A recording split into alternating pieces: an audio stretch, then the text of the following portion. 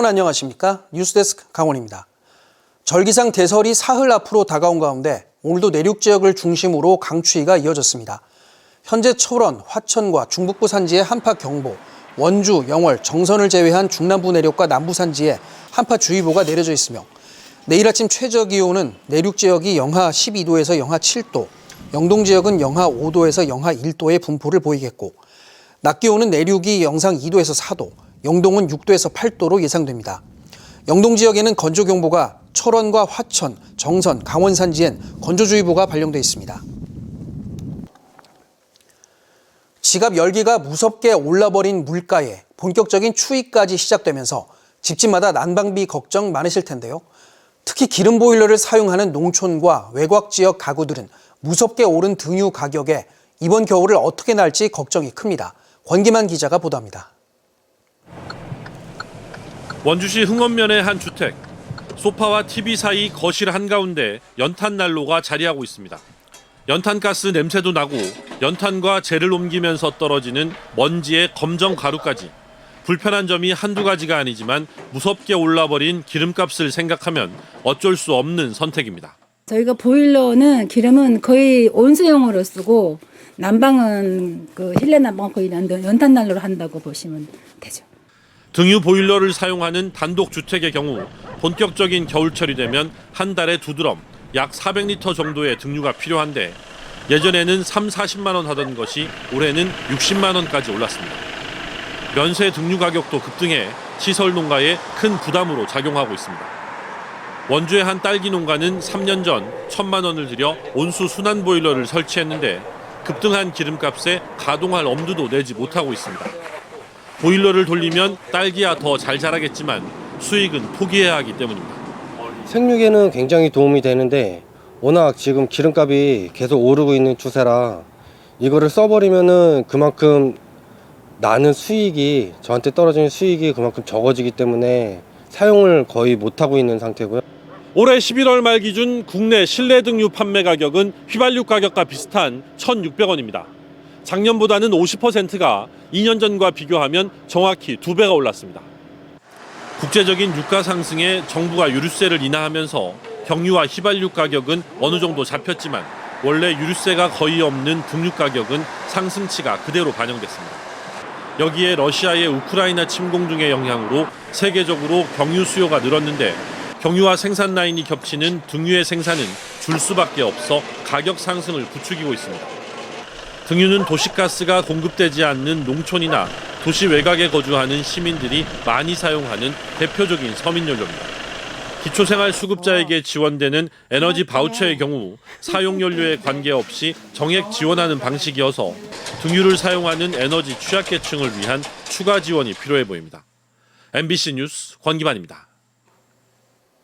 민간인의 출입이 통제된 철원 평야는 국내에서 가장 많은 두루미가 겨울을 보내는 곳입니다. 이번 겨울에도 어김없이 많은 두루미가 철원 평야를 찾았는데 사람의 손길이 민통선 안쪽까지 뻗어가면서 두루미 서식지가 줄고 있다는 지적이 나오고 있습니다. 이승현 기자가 두루미의 월동 현장에 다녀왔습니다.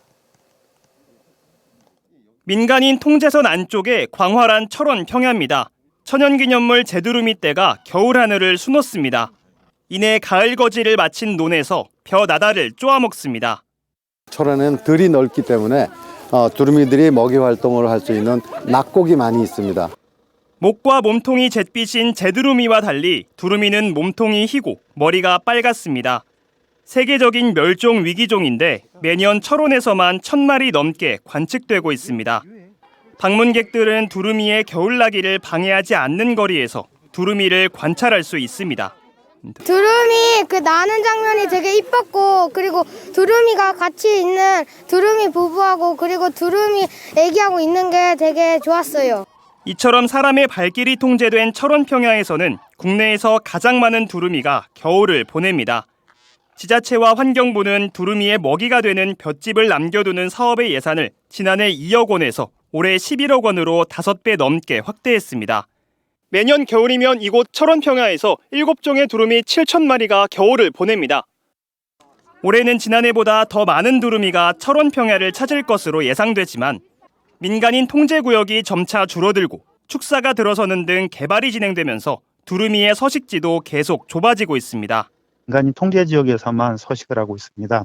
따라서 이러한 민간인 통제 지역이 점차 북상하게 되면 두루미가 서식하는 데 있어서 상당히 어려움을 겪고 시베리아의 혹독한 추위를 피해 2,000km 이상을 날아온 두루미는 따뜻해지는 3월 번식을 위해 다시 시베리아로 돌아갑니다. MBC 뉴스 이승현입니다. 강원도가 내년부터 산불 진화 헬기를 시군이 아닌 강원도에서 일괄 계약하는 방식으로 바꾸기로 했습니다. 강원도는 내년에 75억 원을 편성해 동해안 석대, 영서권 6대의 헬기를 임차할 계획입니다. 강원도는 헬기 임차를 시군에서 개별적으로 하다 보니 관리에 어려움이 따르고 있어 일괄 계약 방식으로 변경하기로 결정했습니다. 어젯밤 11시 30분쯤 영월군 영월읍 연하리 연하 1교 부근 38번 국도에서 46살 김모 씨가 몰던 승용차가 전복되는 사고가 났습니다. 이 사고로 운전자 김 씨가 병원으로 옮겨졌지만 치료 중 숨졌습니다. 경찰은 김 씨의 차량이 얼어붙은 도로에서 미끄러진 것으로 보고 정확한 사고 경위를 조사하고 있습니다. 오늘 오후 6시 기준으로 강원도 내 코로나19 확진자가 736명 발생했습니다. 지역별로는 춘천 240명, 원주 195, 강릉 66, 속초 41, 홍천 32, 인제 24, 삼척 13명 등입니다. 한편 도내 병상 가동률은 지난 1일 57.5%까지 올랐지만 이후 감소세를 보이며 오늘 기준 46.5%를 보이고 있습니다. 강원도 내 아파트 매매 건수가 10여 년 만에 최소치를 기록했습니다.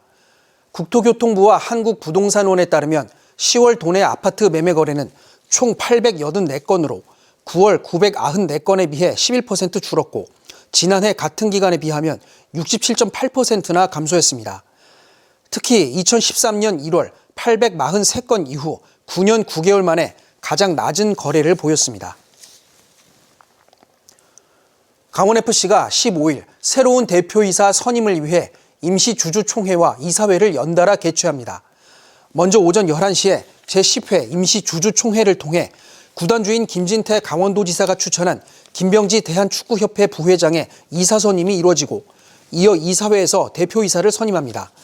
강원FC 주식의 47.62%를 강원도가 가지고 있어 이사 선임안은 이변 없이 주총을 통과할 전망입니다. 강원도 교육청이 시행한 강원 학생 성장 진단 평가가 지난 2일 마무리된 가운데 오는 28일 결과가 발표됩니다. 강원도 교육청은 오는 28일 학생들에게 시험 성적을 개별 통보하고 시험 결과를 분석해 강원도 내 학생들의 학력 수준 향상 등에 활용한다는 계획입니다. 이번 시험은 일부 교육계의 반발 속에 강원도 내 초등학교의 65%, 중학교의 50%가 참여했습니다. 아리랑의 유네스코 인류 무형 문화유산 등재 10주년을 기념하기 위한 다채로운 행사가 정성군에서 열립니다.